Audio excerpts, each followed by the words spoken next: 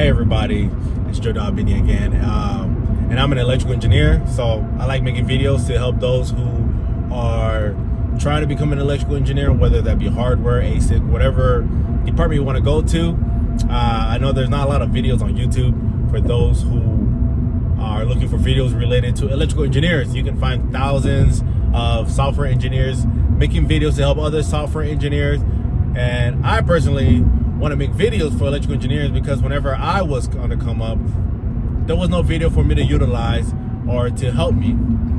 So as this title stands, you know, what are you to expect when you get your first position as an electrical engineer, right?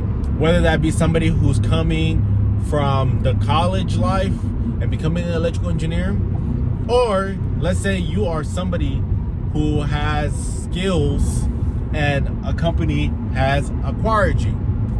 So that's what we're gonna discuss today. Right now I'm headed towards Houston, so you guys will be able to look at the beautiful highways of Houston and the crazy drivers while you hear this monologue from me. So these are gonna be the things I learned my first year working as an electrical engineer. My girlfriend's in the car, so don't mind her toes. So she heard me. You trying to hide it? Let me see. Oh, now we still see it. Yeah. All right. So initially, whenever you first start, these are the things that you're gonna be expecting, right? So don't try to. The main reason why I'm telling you guys is because sometimes you might feel like you're the only one. I believe that the things that I mentioned here, you're gonna experience some part of it. Maybe not all of it, but maybe you might be able to relate with some of it when you start working for the first time. So the first point I want to make is that you're not gonna understand a lot of the things that your job is going to offer you. So whichever company that you decide to work for, everybody has their own methodology on how they do things. And I don't know about your school or your university, but at my university, a lot of the software and equipment we used were so far away from what they do at my company that everything that I was learning was pretty much brand new. So technically you'll be seeing your first engineering job as a super senior design class. So you're gonna learn all these new things. There's gonna be some gaps here and there that you can plug and play from things you learned into college, but for a majority of the bigger picture, a lot of this is gonna be brand new. A lot of the softwares that you're gonna use, universities don't use it with students because they're so expensive. But a lot of these big companies pay for it. So you're going to have to learn the software, become very efficient at it, right? Because they're paying you the big bucks. That's number one. Number two, when it comes to any hardware testing, you're gonna be looking at hardware that you've never seen in your entire life. Maybe you have heard of it, maybe you have seen the completed product, but you haven't actually seen it at its testing levels. So you're going to be seeing hardware for the first time, and every company has their own specialized way of testing or working on special equipment. Keep it private and secure. You're gonna have to learn all these things, and at this point, you still haven't started doing your electrical engineering job yet. So all these things are just stacking up for you to be accustomed to. That's why I say when you first start, expect to know nothing, right? Don't go in there thinking you're Mr. Hot Stuff and then getting all your thoughts or what you saw yourself as not meet the expectation because you almost feel as if you're dumb. I know we all go through it. You're gonna get your first job, you're gonna start working, but you have to ask a lot of questions. Yes, you're probably gonna be thinking to myself as you ask more and more questions, hey, does my manager think I'm an idiot, right? These managers understand, right? They know they were in your position. And most of the time, whenever you have someone on a management level or even a coworker that's you ask them for help, majority of people feel good to be able to help someone else who's new, right? Like, hey, by you going out and reaching out to somebody for help, you are acknowledging that, hey, this person is intelligent. I would love if you could help me out with X, Y, and Z. People love that, right? But, you know, everything, you gotta use balance and common sense. If you know you're really behind the curve on what they're showing you, then find your ways of making sure one person isn't overloaded with any of the questions that you have, right? Because you will have questions. You're gonna have a lot of them. I know for software engineering is a little bit different, where like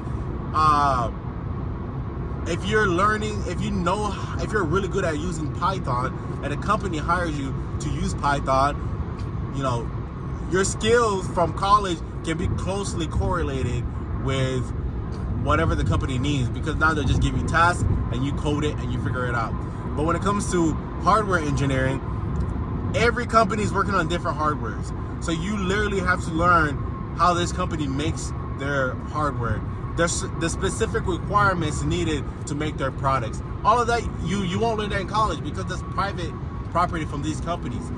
You're going to, in most cases, if you want to climb up the ladder to a management level or a project manager level, you will need to understand the whole design process, from the electrical schematics, how it applies to whenever you're connecting it on the chemical level, like if are you guys using silicon or whatever it may be for the product. You need to understand how it correlates and all that stuff. But for you guys watching this video, you probably won't need all that. But I'm just saying, you're going to have to pretty much treat it as a brand new course and try to absorb as much as possible, because your goal as a first year electrical engineer is just to be a sponge. Most companies won't expect much or crazy things from you, but they expect you to be competent enough to find the answer when you need it. Don't be afraid to ask for help, because when you ask for help and they teach you, now next time they don't have to come back for you. Now you can be more proficient, and you can also help others that may have questions for that. So that's the first thing I'd say for you to expect. Expect that you will, you won't know a lot on the corporate world side, because that's normal. You just came out of college. At college, they treat us like babies, low key. Just, hey, turn in your homework, turn in your assignment, you'll be fine. But you come to the corporate side, and they have all these rules. They have a different viewpoint when it comes to electrical engineering, and you just gotta switch tides and try to catch up as much as possible. Now, so we already know you're gonna be asking a lot of questions. You don't know what to do. Now, what's next? What's the next thing that you should be expecting? Okay, if you're like me, a lot of my friends aren't engineers, right? Some of my friends are still in college. Some of my friends did other things. But you have to understand something. Another thing I didn't expect, right? It caught me by surprise, is once you start working, you're getting your big boy salary, you'll be surprised to hear that a lot of people don't make the same amount you do, right? So my very first engineering job offered me $85,000 a year. Most of my friends weren't even making past 50 grand a year at the time, right? And we would go out places or go hang out, go eat or something, or sometimes if you don't have a drastic lifestyle change, you won't see it much. But I'm a person who I don't go out eating a lot, right? If I'm gonna go out, I'm gonna go out and treat myself. So I'll choose something that's not too expensive, but something that is nice. So I wanted to see my friends after a while. So I called out to a lot of my friends. Several of them, like, hey guys, y'all want to go out and eat somewhere, right? And some of them were like, hey, I'm working this day. Oh, I'm not. Some people were the ones that could go. And then they were like, hey, we got closer to the date, and they were like, where are you trying to go? So I ended up naming a place where me and my girlfriend had gone before, right? And if any of you have girlfriends, your girlfriends know how to pick places, whether it be cheap or expensive. Speed check reported ahead on IH-45 North. So my girlfriend, there's this spot that we picked. I think for both of our plates, I ended up paying like $65 for our date. And I didn't see it as too bad, right? Because obviously there's more money coming in, and I only go out to eat on special occasions. So I invited them, and they asked me, what is the location? And I give them the location, and you know, an hour goes by, some of them start responding like, hey, is this the right spot? I'm looking at the menu, and like most of the plates are like $30, $29, $28, $25, whatever it was on that list. It was somewhere in the Woodlands. And at first it caught me by surprise because I totally forgot that not everybody's making the same pay. And I was just so comfortable, like, oh yeah, like this should be just a small portion of my paycheck. But for them, it's not the same case. And I had to and another thing is, I don't want to just invite all of them and be like, hey, I'll just pay for it, because as a man, like, if you invite me somewhere, although you say you're gonna pay for it, I'm gonna pay for it. Like, it's just something that I won't let you do, right? If I'm able to pay for myself, I'll pay for myself. And I wouldn't want to put them in that situation, almost as if I forced them to pay more than what they're comfortable with. So then I quickly changed it to another place that we can go and still enjoy ourselves. You know, something like Applebee's, somewhere nice, or Chili's, where we can all afford our meals comfortably. And that was something that caught me by surprise. And my little brother, he's a software engineer. Sometimes when we want to go do things, we know we can't include everybody, because a lot of people can't afford what we can for enjoyment. So we tend to, hey, if we're going to do certain things, you're going to learn to invite certain people to certain things and other people in certain things, because people are in different brackets financially, and there's nothing wrong with it, right? You don't want to put people in predicaments where it will hurt them financially, and what they don't know won't kill them. It's not like you're not wanting to hang out with them, but you know there's certain things they can't do, and which is completely fine. They're still on their journey.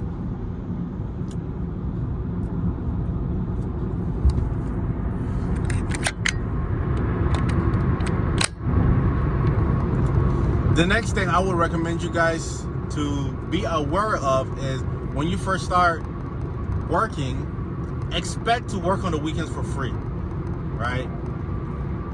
This is for some, this is the mess. Not everybody will do this, but this is for those who want to be the best at their craft, that want to excel above others. You're going to learn, you're going to hear a lot of information. You're going to receive a lot of information. A lot of it's going to be brand new. Almost every day, you're going to be learning something new and new and new, because you're new to the field, you're new to the company. You're just going to be learning a lot and a lot. But you're not going to have enough time to learn everything they're teaching you while you're on the job. So it's going to be your goal, or it should be your goal, to take as many notes as you can. Go home and study it, and try your best to be more efficient at it. If you've never used the software Altium, PCB designer, and you go to a company where they're working on PCB designs, a lot of companies will have their light trainings where they can try to get you up to speed, but most of the time I don't think it's enough. So you will have to know that, hey, we're learning Altium. Whenever I wouldn't do it after work if you have the strength you can, because usually when I first started, I would always go to bed, like take a nap when I got home. But on the weekends, for maybe like 4 hours, go on YouTube, look at Altium tutorials, learn things that the company hasn't taught you yet. Because whenever they start giving you more tasks, you don't want to bounce back and relearn. And because whenever you're new, there's going to be you're going to have more time in between projects to learn. There's going to be a lot of self-learning, and if you don't capitalize on it, you're going to be left behind. You don't want to be going into your second year still holding hands with your manager, because you can't do your own due diligence to learn things that you can learn on your own. I understand there will be hardware things that you cannot take out of the facility. There will be specific things that you cannot learn when you're outside of the facility, certain testing items. But if you guys are using MATLAB to run tests, maybe go on YouTube, look up different coding methods on YouTube with MATLAB, how to run successful tests or things like that, right? You're doing your due diligence. There's so many times where, like, once I take my work laptop home, there were parts of my work that I didn't understand. So I would go research keywords, or how does a parameter, how does the S chart, S11, S21, what is, so you're just learning more and more. A lot of the things that I know today, I learned it on my free time outside of work. Yes, my job helps me learn a lot, but you have to invest that own time on yourself to be the most proficient electrical engineer. Whenever I speak to higher ups or other people who've been working way longer than me, a lot of them say they learned on the job, right? They get a task and they try their best to solve it. By trying their best to solve it, they do a lot of personal research. Those personal research is what gives you that seasoning that makes you a seasoned electrical engineer. And the earlier you start giving yourself those outside work hours to become the very best at your craft, those are what's gonna take you to the next level. So even now, I still find myself sometimes, if I don't understand something or if I want to do more research, I spend my time outside of work to learn these things, right? Because not only is it you're gonna be more useful to your company, but personally, I want to be really good at whatever it may be, right? Especially sometimes you'll leave work and you're like, man, what? Like you're still stuck on whatever problem you're trying to solve, and you'll go home and you start doing some more research. And I think maybe that's just an electrical engineering thing, where whenever you're stuck on problems, you just want to solve it, and you'll learn to balance it. And sometimes you're like, okay, I have some days to catch up. I'll just leave work and keep work over there, and don't do too much research on after. But being new at the company, I want you to like really sacrifice that personal time when you can for that knowledge base, because the more you know, whenever they give you more assignments and more projects and you're part of different teams, you just become much more efficient. Like currently, right, one of my projects, I had my portion of work to do, and it got to the point where I was finishing all my portion before other people in the project group. So I would be done waiting for because whenever you're on your projects, a lot of people are working on one thing, and sometimes for you to move forward on your side of things, you need information from their testing or whatever, and then they'll pass you that information, and then you'll add it to your work log, and then you start working. Then it got to the point where I became so efficient that I would, whenever I clock in, I work during my hours, and then I started finishing my assignments a lot faster. So now I would have more time, right? Sometimes I'm just waiting for people to pass me. Maybe it might take them an hour or two, or sometimes 4 hours for you to get something. Now allow me to focus on other projects, or even in between that time, I can look at the company documentation and try to understand more of the backlog of whatever I'm working on. And it just pushes you forward and forward. And the more effective you become, people notice. And you'll be able to, whenever you get promoted or whatever levels you get to, I know all this knowledge base is gonna help you push you and your team much, much further. All right, so the next thing you should be expecting is you're gonna be having a lot of meetings. A lot of meetings you're gonna be put in. It's gonna be different for people who are usually to themselves, or if you're a shy person or things like that. I guess this could help you, because you're gonna be having weekly team meetings and things like that, where you're going to be sat in front of your whole team and present to them your progress from the previous week. I know some teams are different, where it's like a one-on-one with that project manager, where you're just talking to him. And sometimes you'll be in a group setting where there's people there listening in on your presentation on your progress.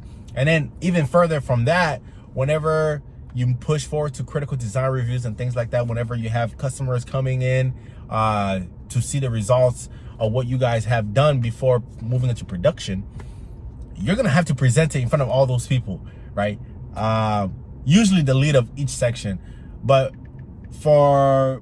because if you've seen my previous video, there's not a lot of people who graduate with electrical engineering degree. So a lot of times when you're on projects, you may be the only electrical engineer working on that project. So whenever it comes time to present, you're gonna be the only one able to present that portion. You, or if you happen to disappear for some reason, I'm pretty sure your project manager can formulate that information to customers, but it's all on you. So those meetings are, you're gonna learn to attend meetings and work while listening in on meetings. Because when you first get there, you're like, put on your headphones and you listen to that meeting. You're like, okay, you're taking notes. You're like, okay. About a week later, you're like, I got work to do. So you're listening on a meeting, right? Especially if you don't have to say anything yet and you're just absorbing information. You just learn how to work on the other monitor, doing whatever you're working on for the company. You're working until something that will pique your interest, and you look over to the other screen and be like, oh, okay.